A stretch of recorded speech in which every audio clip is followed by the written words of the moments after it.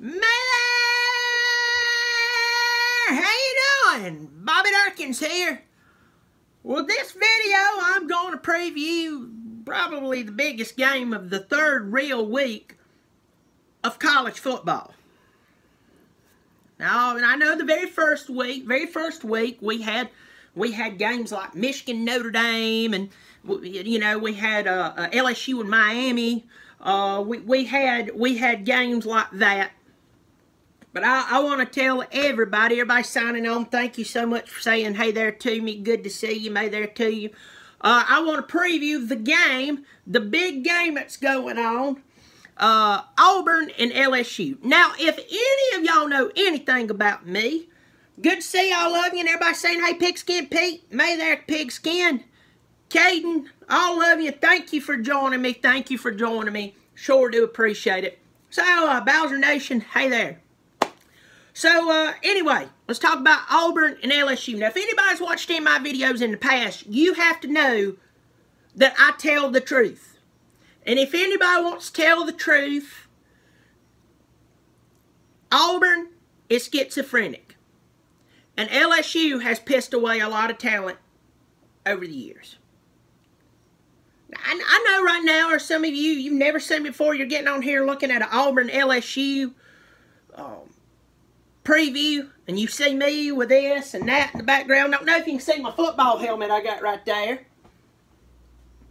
But the thing is, sit right there where everybody can admire it, I tell the truth about my own team. So if I'm going to tell the truth about my own team, guess what? I'm going to tell the truth about yours. If you go back and look at LSU's roster from the past, you see a who's who of not only college football and of SEC football, you see a who's who of NFL football, pro football guys.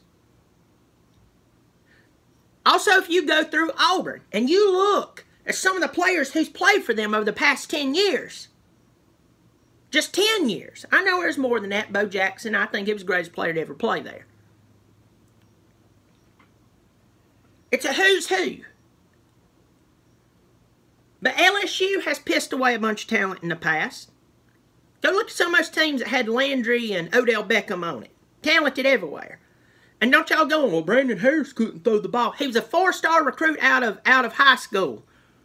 He was very talented, highly recruited. Sounds like somebody didn't develop him. And don't worry, I'm not just going to sit here and trash on you. I'm going to give you a real preview. Auburn, same thing. Supposed to come out, burn up the woods. Same Auburn team who beat Alabama and Georgia last year also managed to lose 4 ball games. What I'm being to my Tigers. So what does this Saturday mean for Clemson, or not Clemson, sorry.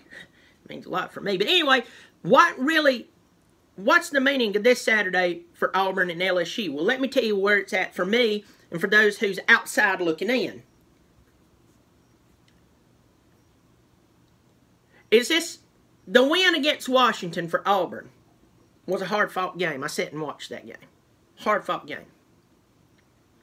LSU came in and not only beat Miami, they owned Miami, which that's totally fine with me. I'm not a conference guy. I pull for these guys, and it gets too expensive to try to, pull for the rest of your conference. You have to buy too many T-shirts and attend too many games, and I only have so many kidneys to sell. But people are starting to chirp now. Are they back? Is Auburn back? Is LSU restored? I mean, just a couple of weeks ago, the season hadn't even kicked off, and Ed Orgeron was already on the hot seat, which I think is the dumbest thing in the world. If you knew you were going to put him on the hot seat that fast, why in the world did you hire him? I mean, that's just like, you don't piss where you eat. That's stupid. And that's about the same mindset of you going out and hiring him if you're going to go ahead and put him on the hot seat that quick. So a lot of things will be answered. This past week, against a really small team, LSU won 31-0, but they had a hard time doing it. Very difficult time. Joe Burrow, who I think was a great pickup for LSU. And if you talk to anybody who's an Ohio State fan, they'll tell you Joe Burrow can play football. Things didn't set really well for them this past week with LSU. They won 31-0 over a horrible team that, if you talk to experts, you talk to even people in LSU, it should have been like 56-0. But for some reason, you know, they jumped out 14-0, and then the rest of the ballgame they can only put up 17 points against a team. That sucks. But then again, you got players like Greedy Williams on the team. I mean, this is the same thing with LSU every year. They got these great players everywhere. Somehow, just, you know, they still manage to lose 3 or 4 games. And let me tell you this. Alabama is the king of the West. Probably the king of the SEC. I'll be careful about that with Georgia because Georgia's looking pretty doggone good. I've been saying I don't care how many they lost last year. I know who they've been recruiting. But the truth is, if you care about the truth, you ain't got your butthole in a wad already. The truth is that LSU, second place in the West, has been open for a very, very long time. And what's funny is, everybody up under Alabama, especially in the West, has been trying their best to kill each other so they all look bad and Alabama looks really good. And I don't buy into it's just because the SEC's that tough. I don't. And when I started getting some of that crap thrown at me, I ask you this question. Just exactly which part of your butthole were you using when you made that decision to ask that question? If you got great players and coaching suspect, you should be able to take advantage of people.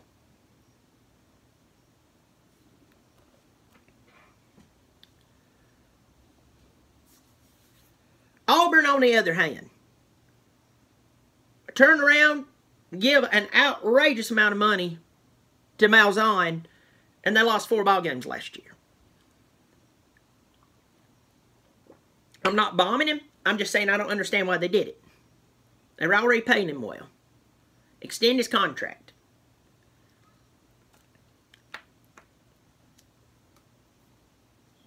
But you got Stidham. He's coming back. You did lose last year, Kerryon Johnson, Petway, but who knows? Cam Martin's been doing a great job. Got guys like Ryan Davis out there, Darius Slayton. You returned 6 offensive starters. You returned 7 defensive starters. You got a coaching staff that's been decently together for a while. This game looks really good on paper. It looks good. Like, I mean, it's going to be on CBS. I think it's 3:30 on Saturday. I'm looking at it right here. I'm pretty sure it's 3:30 on Saturday. Here's the deal. I mean, it looks good. 2:30. 2:30. Down there at Jordan Hare. I want to say Jordan. You want it spelled Jordan's J-E-R-D-A-N. Who cares? But the truth is, it looks good on paper, but I ain't buying it's that great. Until the very end of the season. What could this mean for both teams?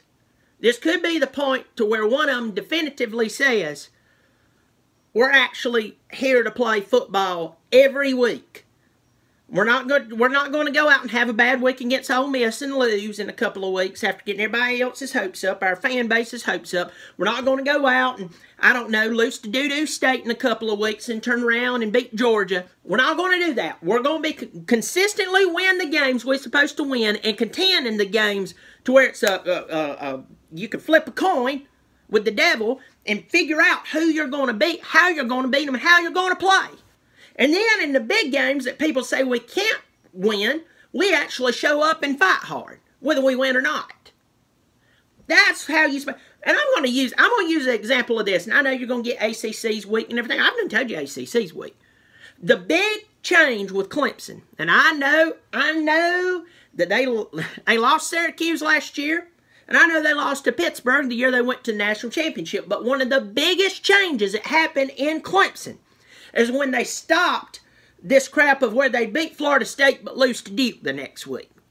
I remember there was one week they went down to Coral Gables. This has been 10, 12 years ago. They went down to Coral Gables, beat Miami, who was in the top 5, turned around the next week, went up to Durham and lost to Duke. When Sweeney stopped that crap, and they won the games they were supposed to win, won a few of the games they wasn't supposed to, and in the games they wasn't supposed to win, they actually competed in. That's easier to feed a recruit. That's easier to get a raise. That's the easiest way to get a fan base believing in you. Instead of you teaching Miss Santa Claus Easter Bunny bunch of crap and expecting them to be behind you.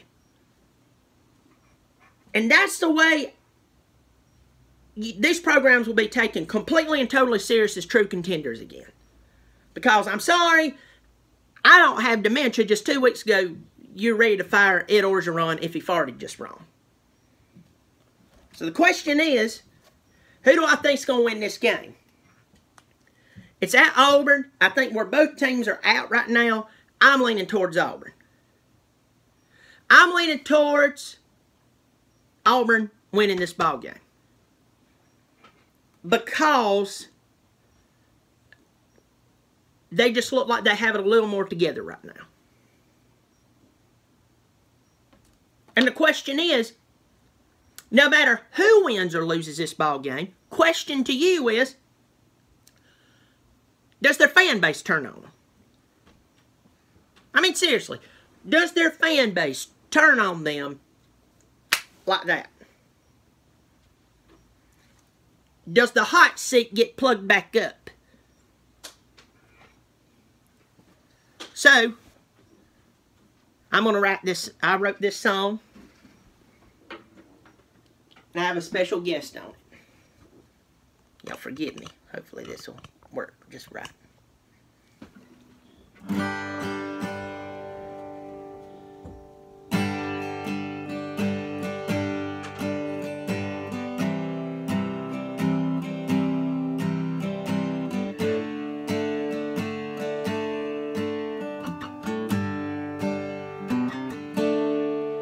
Will you still pull for them? No matter what happens, will you want to fire Malzahn or Orgeron? Will you do anything just to get them to win a ring? Won't you tell me? No matter if they win or will they lose. Ladies and gentlemen, Ed Orgeron. Will you love me tonight if the game doesn't go right? Will you still pull for me or will you want to fire me? Will you go out and hire Lincoln even though he lost a couple weeks ago? Will you love me if I lose?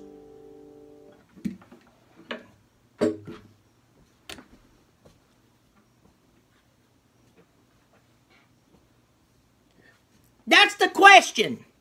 Will you love either one of these coaches if they lose? And my answer is no.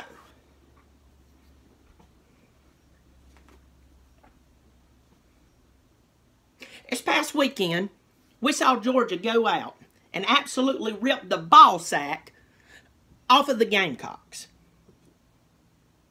They're not even roosters anymore. They're hens. They're chickens after that. We saw a gender change live on national television, and Brad Nessler commentated the entire thing. But 1 week ago today, those Dookie Eaters from Columbia was going, we're back. Never again. Spurs up.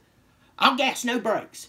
Every horrible, horrible, horrible slogan that you can imagine. Don't do drugs. Just do it. I mean, everything. They were saying. And you fast forward one whole week later, and everything has changed. That's why I do what I do.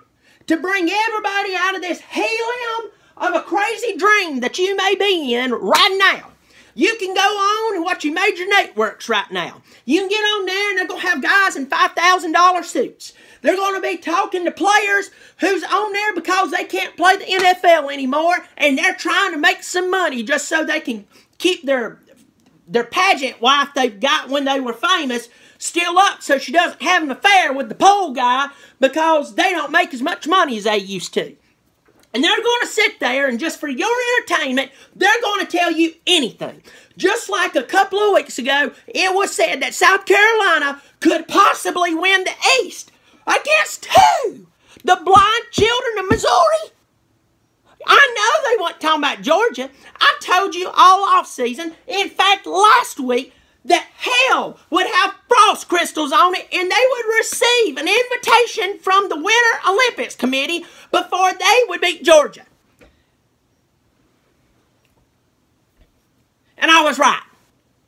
In fact, listen to me. In fact, I told you that I thought that Carolina might actually play them a little decent. I guess I need my medicine adjusted. But I did say that Georgia was going to win that game.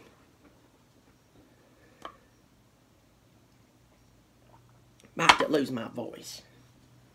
And that's what I'm doing with this one. I think Auburn wins this game. But between me and you, either one of them could blow it. Because why?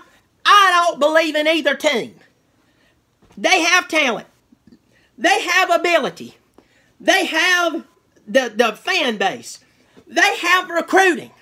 They've had that for 20 years now, and they still manage to be mediocre with it, except for every other 5, 6, 7, 10 years, they'll go out and get somebody named Cam Newton to come in, and everybody's like, oh man, they got their shirt on straight, and now they're talking this, and they're, you know, oh yeah, you know, we're in the SEC, and oh yeah, we're contending with Alabama now. And Bama rips that War Eagle apart. And then LSU. I know CBS wants you to be good. I know CBS has died for you to be good. You can even hear Vern Lundquist laughing in the background. I know you want that. But listen to me. Listen to me. These two schools hasn't proved anything other than they've won the past 2 weeks. And it looks good on paper. It looks good on the internet. But I'm telling you, I got a handful of chocolates. I don't know how they're going to land right now. That's how I feel about this one. It's at Auburn. I give it to Auburn. Prove me wrong. Well, anyway. Whew, get the swimmy head.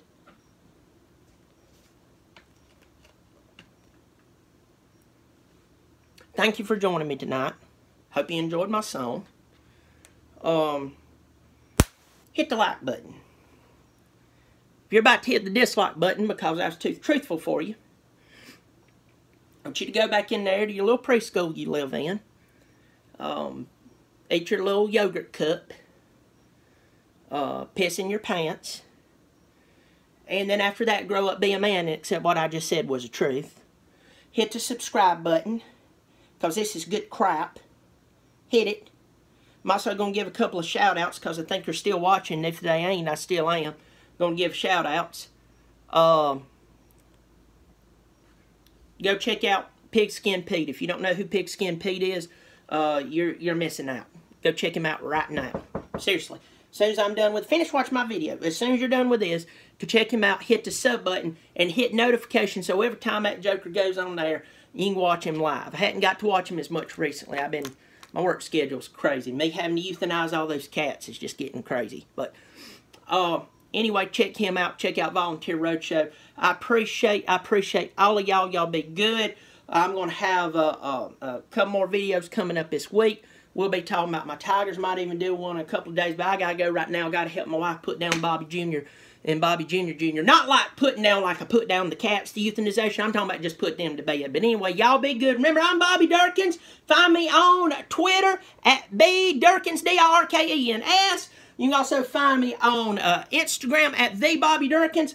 Good to see you, Washington Huskies. Good to see you, College Football Maniac, Pigskin Pete, Josh Watson. All love yins. All love yins. Remember, I am Bobby Dirkens. I'm right, and if you disagree with me, you're wrong. Bobby Dirkens.